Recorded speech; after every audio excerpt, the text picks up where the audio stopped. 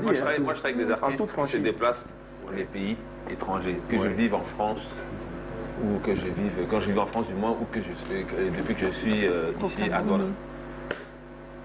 C'est lié au type de salle, donc au type de salle que tu peux remplir. Ok.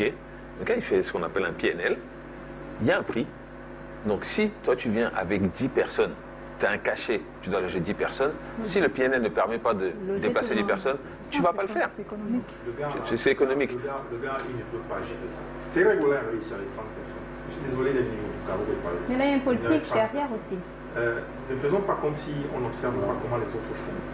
Fali ne se déplace pas avec un droit d'intérêt. Mais parce que Fali, C'est son positionnement. Non, c'est pas Il vrai. va construire. Ce que je veux dire, c'est que je vais te prendre un exemple concret. Charlotte Dipanda, elle ne fait pas de playback. Elle fait que du live. Tu veux faire venir Charlotte Dipanda, même à Douala chez elle, ou à Yaoundé, quand je dis chez elle, je veux dire au Cameroun.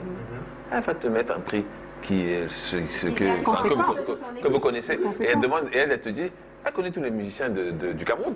Elle va te dire, je viens avec mon groupe. Ok. Moi, je travaille avec les Nègres Marrons depuis des années. Ils jouent avec leur groupe. Si je veux faire venir les Nègres Marrons aujourd'hui et que j'ai 10 personnes à déplacer, un cachet à payer, il faut qu'en face, j'ai les revenus qui le permettent.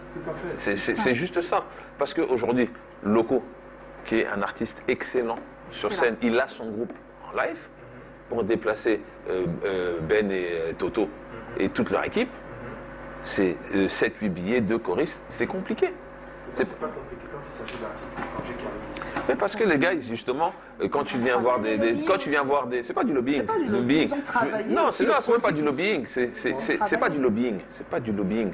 Aujourd'hui, le 2 mars, s'ils avaient la possibilité de faire venir même un rappeur français d'une certaine envergure par rapport à ce qu'ils sont et qu'on est dans la 50e année du hip-hop, ils le feraient. Mais c'est pour des questions de revenus.